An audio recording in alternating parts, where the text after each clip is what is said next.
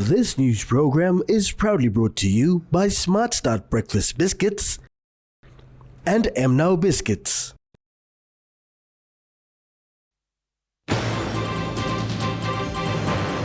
Journalist before court for cyber defamation. A call for a strong tax collection system. And Cedric Lions declared champions.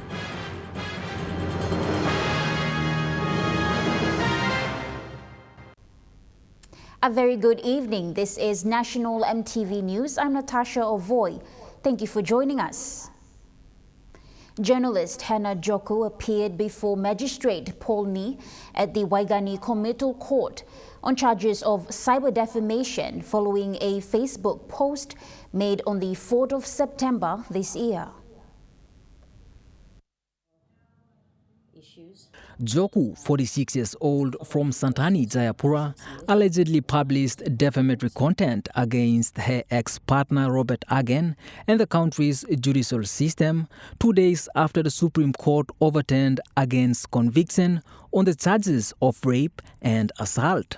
Agen filed a complaint on 12 September, submitting evidence including screenshots of the post and court documents. The post contained serious allegations, including claims of bribery involving the 3 Supreme Court judges who handled Agen's appeal, Chief Justice Salika, Justice Berrigan, and Justice Doa. The post also sparked further comments that accused Agen of paying the judges, leading to additional legal scrutiny. Magistrate Nee only had the file for one charge based on the post, arraigning her for one charge of defamatory publication. However, it's on record that she was arrested for 2 counts. Agen was content with the police response, emphasizing the importance of ethical journalism. Yes, I'm really pleased with how the matter has progressed. I want to thank the cybercrime unit based at the 7 Mile Police Station for taking courage of this matter. They were very swift. As journalists, you've been trained and educated to comply with a certain code of ethics. So as journalists, you have a higher set of standards than your average citizens when you are making publications, either on social media or newspaper or mainstream news or whatever it is. In response, Joku maintained that she was exercising her right to freedom of expression. So I have no issues. I have followed due process for the past 6 years when I was a complainant. Now I'm on the other side. I continue to follow the process as a defendant now. I don't believe I've done anything wrong, so I'm quite confident of this. We are all protected under the constitution of this country. So Article 46 in the constitution, freedom of expression, I believe that's what I've exercised. And our matter's been listed to return on the 5th of March. The United Nations in Papua New Guinea has expressed concern over the charges, urging the government to continue efforts to combat gender-based violence while protecting survivors. The case has been adjourned to 5th March 2025. Hannah is on court bail of 5,000 kina and has been instructed by Magistrate Nee to attend court at all times, reside on the address provided, not to interfere with the state witness, not to reoffend, and not to travel without the court's permission. James Guken, National Emtv News. Chairman of the Permanent Parliamentary Committee, Joseph Yopi, has called on the government to strengthen tax collection system from 2025 onwards. Mr. Yopi made this statement during the budget debate in Parliament today. During the national budget debate in Parliament today, Chairman of Permanent Parliamentary Committee, Mr. Joseph Yopi, outlined issues that would influence the effectiveness and sustainability of the 2025 budget. Mr. Yopi identified 11 issues, and one of them was ineffective tax collection systems. The PNG government faces issues with tax collection, with large informal sector, tax evasion, and inefficient revenue administration. Despite reforms, there remains a significant gap between potential and actual tax collection.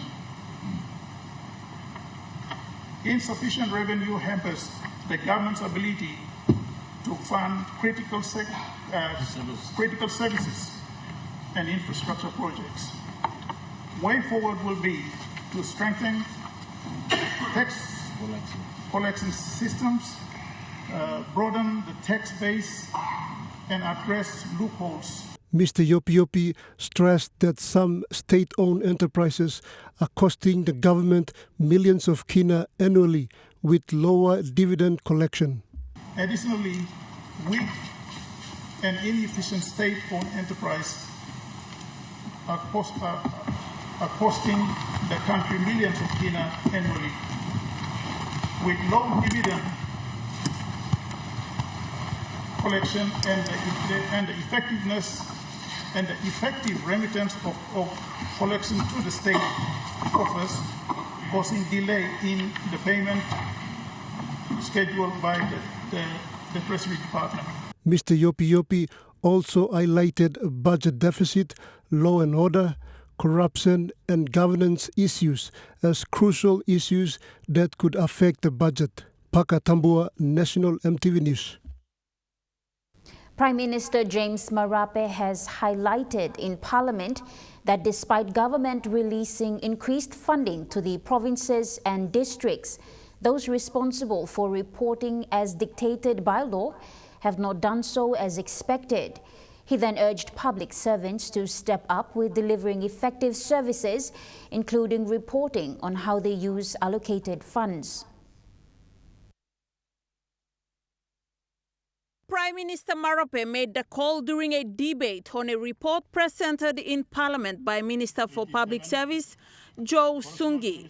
He said if estimating that the country's population is at 10 million people, public servants would make up only 1.3% of that number, consuming a large chunk of government budget.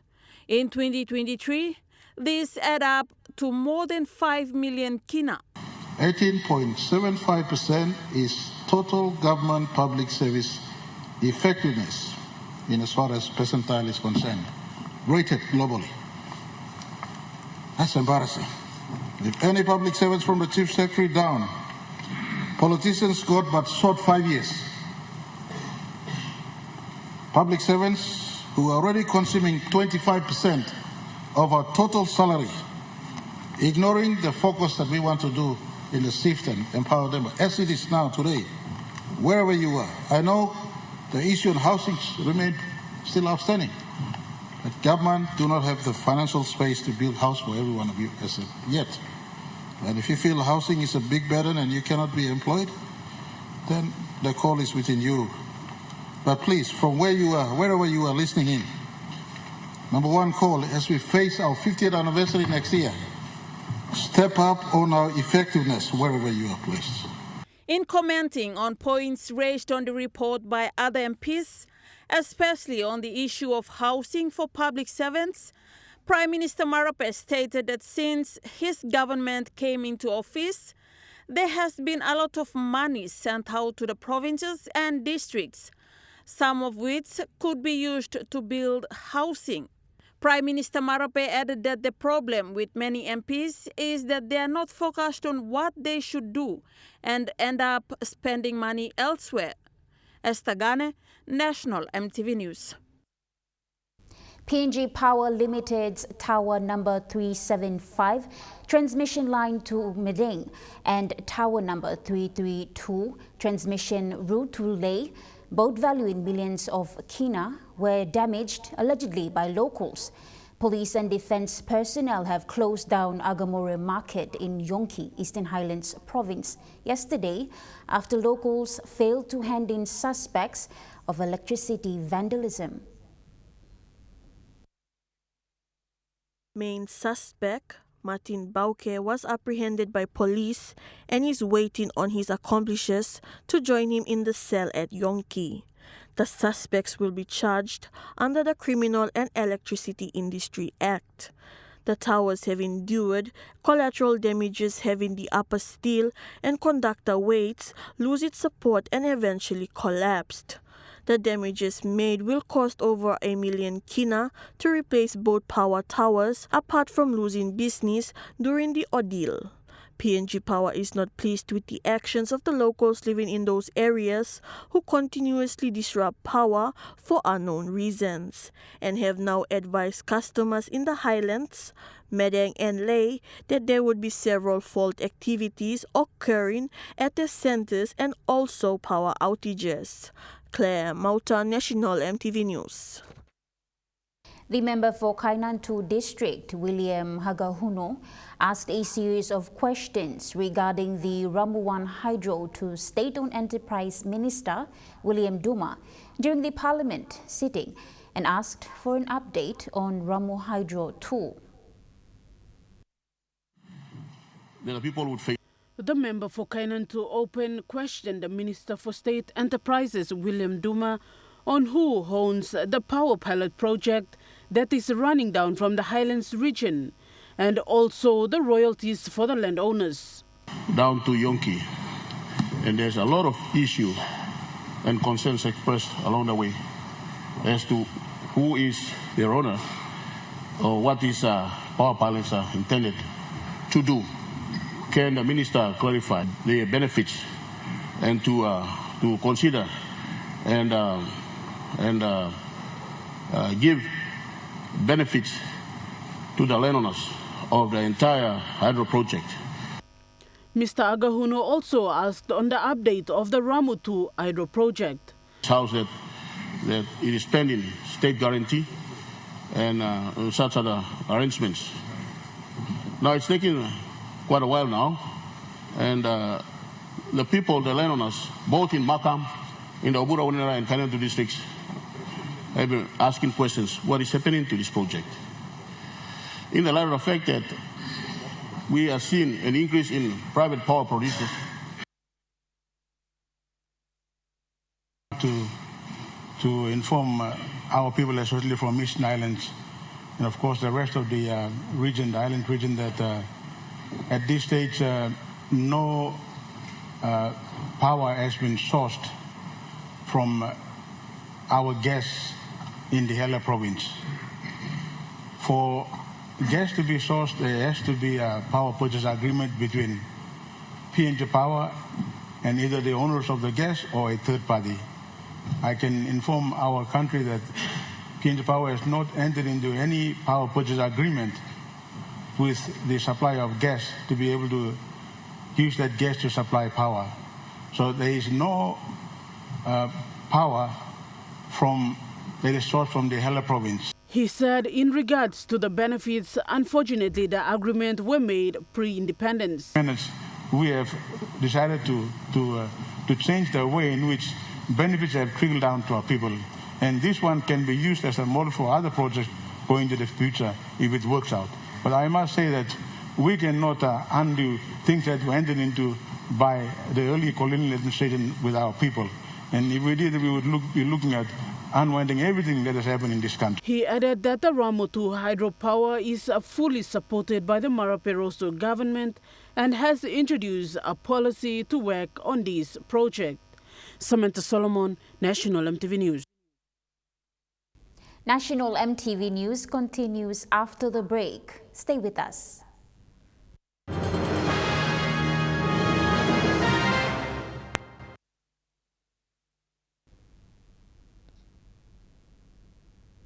You're watching National Emtv News.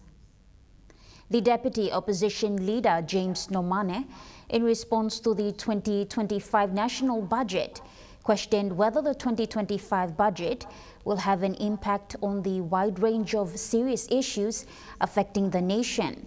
He also asked all the members of Parliament to review the 2024 budget and assess the likelihood for success of the 2025 budget.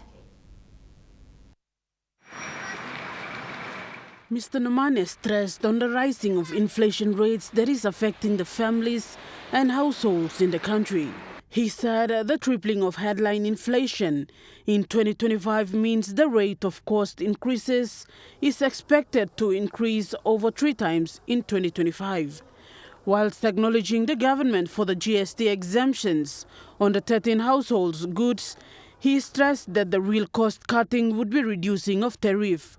And we should not encroach or try to play around with GST. A real cost reduction would be in the tariffs, Mr. Speaker.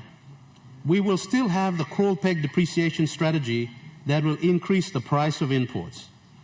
The cost of manufacturing in Papua New Guinea, Mr. Speaker, is still high because we deal in repackaged goods. You're going to remove GST from tinned fish and tinned meat. Where will the tin come from for the tinned fish and the tinned meat?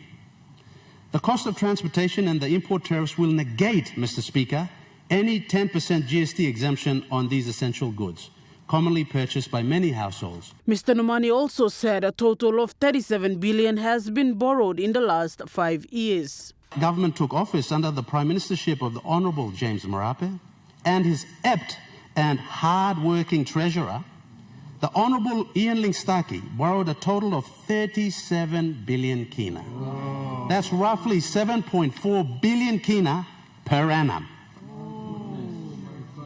Before the Marape government, honourable leaders, and through you, Mr. Speaker, the national debt was 25 billion kina in 2018. The deputy opposition leader also mentioned that few districts and projects are yet to receive their full funding for the last year budget. The inequity and the deception in the 2024 budget implementation is captured below in 3 examples. 1, Mr. Speaker, the Karamui Special Economic Zone to receive 60% of funding from 150 million kina that was appropriated. Where has this money gone? Why has the Simbu provincial government not received money for the Karamui SEZ? What has happened to the 2 million investment that the Simbu provincial government made to expedite this program? 2, Mr. Speaker, the Chuave to Ungai road link. 15 million kina was allocated. Where has this money gone, and why has this road been given 0 funding in 2025 and onwards, Mr. Speaker? Are the people of Chuave not coffee producers? Are the people of Chuave not important? Are the people of Chuave not part of Papua New Guinea, Mr. Speaker? Samantha Solomon, National Emtv News. During the debate in regards to the 2025 national budget, the governor for East Sepik Province, Alan Bird, said there has been a lack of accountability for previous budgets carried out in the past years. Those against say no. During the debate on the floor of Parliament in regards to the 2025 budget that was presented last week, Governor for East Sepik, Alan Bird, stressed on the cash transfer to cash agencies issue. 2.3 billion that people need to know. You know can point lohap. You talk, you know sabe. Na me talking you page them stop long. I have serious issues with cash transfers to agencies, Mr. Speaker. According to the 2024 MAIFO, which the good minister just quoted, and which was released 2 weeks ago, 5 months late, yes. All provinces have only received 30% of their grants as of now. Wow. All provinces. And report play it. You can go and read the MAIFO. Opposition leader only one black copy stab, yeah? As of yesterday, when I spoke to my provincial administrator, East Sepik is still owed 50 million in grants. The Provincial Health Authority is owed 16.7 million in grants. And of that 1.15 billion that Staplohan belong, Minister belong Finance, 10 million kinablo East Sepik, I mean lose. Oh, please. All PHAs around the country have only received 40% of their grants for this year, as we sit in this house. He also asked on the repairing of the economy and repayment of debt. Now that number is going to grow. 12% of next year's budget, envelope begim dinautaso. Why is the government so quiet on these things? Very sneaky. These are ninja tactics, Mr. Deputy Speaker. So rather than you me just show him all when him have only go wrong, Mr. Speaker, me like give him all sampler free advice how all can fix him economy. The missing medicine for our economy lies in the real private sector, not your Connect PNG contractors, not your medicine suppliers, but the real private sector. Mr. Bird has called on the government to get the Wafi Golpu project going to help cater for some of the issues that the country is facing. He has also recommended the government to increase a tax threshold to 25,000 kina or reduce tax rates for the middle income earners. Mr. Bird said, and I quote, PNG doesn't have money problems. It has too much money being spent on wrong places or places that have zero impact on our real GDP. Samantha Solomon, National Emtv News. The National Research Institute Chairman Wilson Thompson has announced the difficulty faced by the agriculture sector in providing data for research evidence-based decision-making. Mr. Thompson said the development of the PNG agriculture sector is essential for the future of PNG and the livelihood of its people. He said the sector's data and information and how they are managed are essential to strengthen and sound public and private sector investment in the sector. He said the National Research Institute has difficulty collecting data, especially with the agriculture sector agencies. He said at present the critical production and economic data and information at enterprises, regional, subsector and consolidated national levels is consistent, grab-ridden, inaccurate and sometimes evidently fabricated and frequently inaccessible or selectively inaccessible. Mr. Thompson added that the Papua New Guinea National Research Institute, as a lead agency responsible for development-oriented, social and economic research and high-level development and socio-economic policy advice, seeks to convene a technical working group to address these fundamental challenges for the agriculture sector. The director of NRI has invited the Bank of Papua New Guinea, Department of Treasury, National Planning and Monitoring, Trade and Investment, Agriculture and Livestock, PNG Customs, all 10 agencies of DAL, World Bank, FAO, and interested peaks such as Rural Industry Council, Farmers and Settlers Association, Growers Association, and Livestock Sector Association to collaborate to chart the way forward. Samantha Solomon, National Emtv News. Papua New Guinea National Intelligence Organization has hosted its first ever symposium to review the 1984 NIO Act. The event, held today at the APEC House in Port Moresby, brought together government officials, security experts and academics to discuss reforms aimed at strengthening the nation's security framework. The two-day symposium, which began today, focuses on modernizing the NIO's mandate to address evolving security threats such as cybercrime, climate change, and transnational organized crime. Discussions aim to align the organization's legislative framework with the newly revised national security policy. In the absence of the Chief Secretariat to the government, Mr. Ivan Pomalu, Dr. Francis Uwalopmami officially opened the symposium, emphasizing the need for robust strategic intelligence in a rapidly evolving security landscape. He highlighted how globalization, digital transformation, and geopolitical shifts have introduced non-traditional threats such as cybersecurity, climate change, and transnational crime. Dr. Uwalopmami stated that the PNG NIO's current legislative framework is outdated and cannot effectively respond to today's complex security threats. He announced that the Cabinet has approved the revised national security policy and plans to establish a national security agency, which will coordinate efforts in the security sector. Acting Director General for PNG NIO, Lieutenant Colonel Joshua Dopa, further elaborated on the symposium's purpose stating that the review of the 40-year-old NIO Act is integral to broader security reforms. In view of wide-ranging security threats the country is facing, it is necessary to review the NIO Act in order to increase the organizational mandate, power, and functions. The information collected from this symposium will be integrated with our own research work. Based on the research document, we will make recommendations for amendments to the current Act. Dopa explained that a modernized framework would define the organization's mandate and power while fostering collaboration with other security agencies. He said the PNG-NIO must improve its capacity to address both internal and external threats effectively. Ken Jacob, National Emtv News. And now we take a look at the Nesfan market report. The kina closed lower at $0.2514 in the interbank market. At Bank South Pacific, your kina was buying $0.2439, $0.3736 Australian dollars, 0.2247 euro, and 36.16 Japanese yen.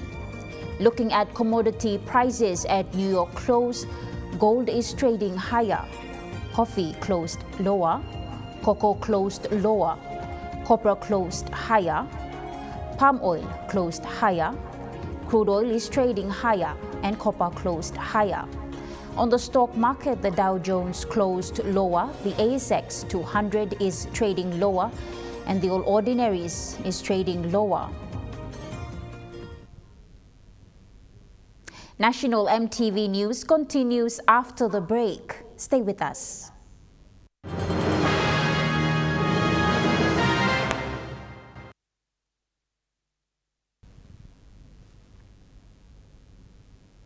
You're watching National Emtv News.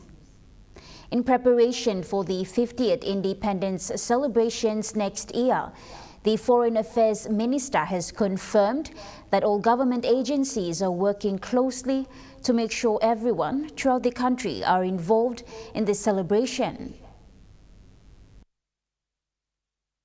Minister Tatsenko, who is the chairman of the 50th Independence Anniversary, said all members of parliament will ensure that they celebrate the country's 50th anniversary in their districts as well. He said they are looking at plans and processes that will be finalized before the end of this year. Exciting things are going to happen. We've got a lot of memorials, memorabilia, and other things that will be announced over the next 12 months or before September 16th, our 50th Independence Anniversary. And the whole idea is to get everybody, all our people, from the children to all our people in the communities, the villages, throughout the whole country, involved and be part of our 50th celebration. He said while celebrating the 50th anniversary, we will look at the challenges and achievements in the past 50 years, and we will also look into the future for the good of our country. Our Prime Minister will be making some announcements in due course. We've just launched and approved the logo for the 50th anniversary, which will go out very shortly, and with all the advertising and media and promotions that we do. We'll be working with all the different, as I said, government departments like the Bank of Papua New Guinea, releasing a new set of coins and notes for 50th year independence. Air New Guinea will be branding their aeroplanes, promoting to the world our 50 years of celebrations. For example, Post PNG will be putting out every month a stamp set with the history of Papua New Guinea.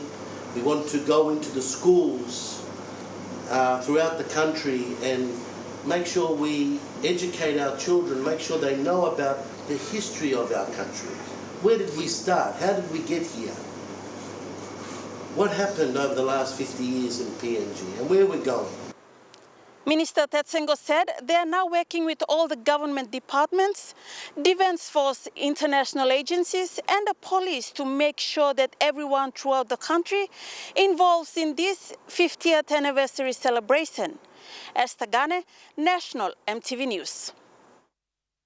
A financial literacy training program funded by the Central One Foundation Incorporated will benefit over 100 people in Nipa Kutubu district in the Southern Highlands province.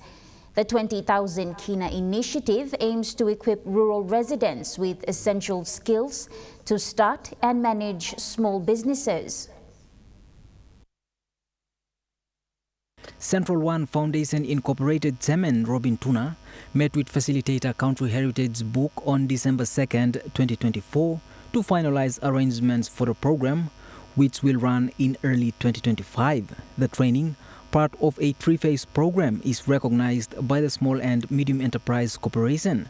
Tuna expressed gratitude to the CHB.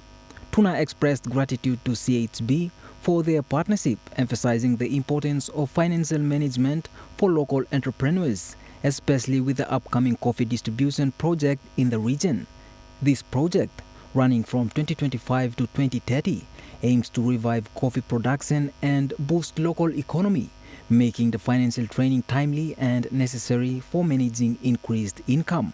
Tuna and CHB Director Ben Koma are calling on other stakeholders, including Nipa Kutubu District Development Authority, to support this initiative. One of the big focus that Central One is involved in is coffee seedling distribution. We have a partnership agreement with the Southern Highlands Provincial Government, and in the next 5 years or so, we plan to distribute about 16 million coffee seedlings in Nipa Kutubu, Mandela Valley, in the central area. And if we are going to distribute coffee seedlings, and if they are going to plant coffee, in the next 4 years, coffee takes about almost 4 or 5 years to have. It's incorporated in the 5-year development plan. As per the plan, it talks about we are going to run 60 different trainings. And this is one of the programs. So DDA needs to come on, the provincial government needs to come on board. All the other stakeholders need to come on board and support this program so that we develop this pathway to create the next lot of millionaires in the district and in the province as well. So this is a small 20,000, but I believe that it will have a lot of weight, and with the blessing of God as well. Thank you.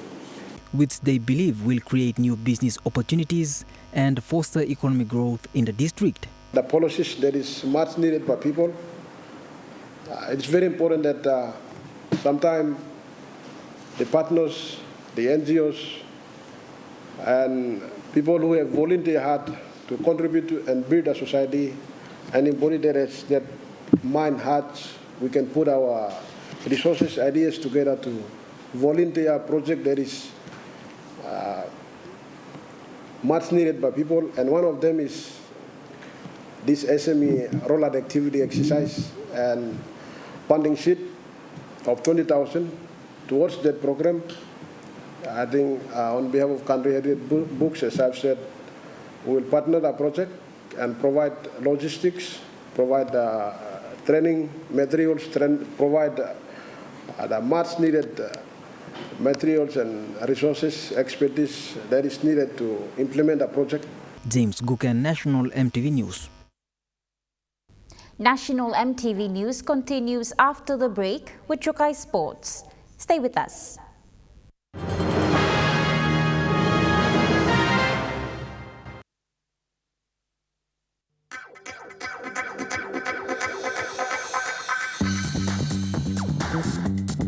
Trukai Sports.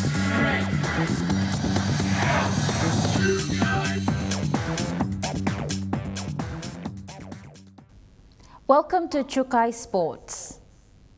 The Papua New Guinea Olympic Committee and IBS University proudly unveiled the recipients of the 2024 Trukai Fun Run scholarships, celebrating a shared commitment to education and sports. This year's Trukai Fund Run scholarship recipients include Vicky Lawura, Evelyn Gumubugo, Veve Jonen, Esi Vatom, all from Port Moresby, and Delilah from Ley. These exceptional individuals will pursue studies in accounting, business, IT, and HR at IBS University. Adding to the excitement, Lucky Draw prizes were awarded to Dorothy Ndromoy, Ivan Kora, Malik Kanaba, Benny Mitaroa, and Miriam from Ley. These prizes were generously sponsored by Trukai Industries Limited, the major backer of the Trukai Fun Run, and Theodis Business Superstore and dedicated partner of this initiative. PNGOC expressed its gratitude to its sponsors, emphasizing the role of the partnership in fostering education and leadership among the youth. Through initiatives like the Trukai Fun Run, they aim to empower the next generation of leaders and athletes. This collaboration between PNGOC, IBS University, and its corporate partners, Trukai Industries, highlights the unifying power of sports and education in building a brighter future for Papua New Guinea. Jonathan Sibona, Trukai Sports. Trukai Sports continues after the break. Stay with us.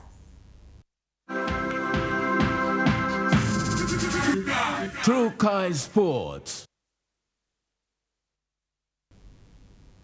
You're watching Trukai Sports. The Pilailong Senisim program, AFL PNG Inclusion Games Grand Final, saw the Cedric Lions the winners. It was a very close game with Lions beating the Hawks 21 points to 19. Cedric Daugi coached the Lions and Jill Ravusiro coached the Hawks. Speaking to Support Development Officer Edward Loudkey, both teams were randomly constructed on the day from the Red Cross Special Education Center. He said the Lions won because of their ability to win the ball outside of the midfield with an incredible combination from both players, Margaret in the rook and Willie in the midfield. Loudkey said at the end of the day, both teams played incredibly well and utilized the skills and gameplay taught throughout their Smart Start New Kick program.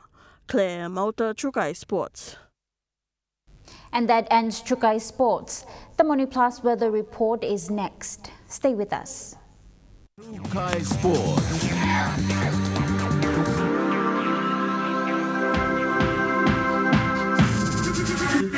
Trukai Sports.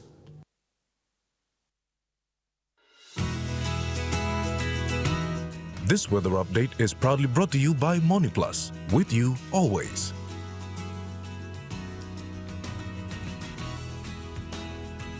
Now looking at the weather report for the next 24 hours, in the southern region, Port Moresby City, partly cloudy with possible rain showers and thunderstorm, and Popondetta, partly cloudy with some rain showers and possible thunderstorm.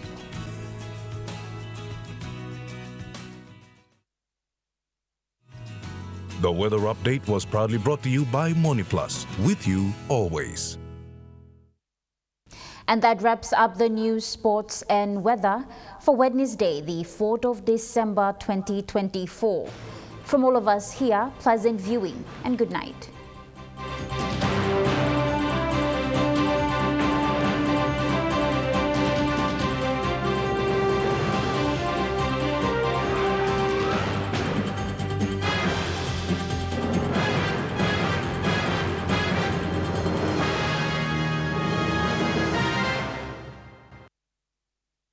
This news program was proudly brought to you by Smart Start Breakfast Biscuits and Gold Nuggets.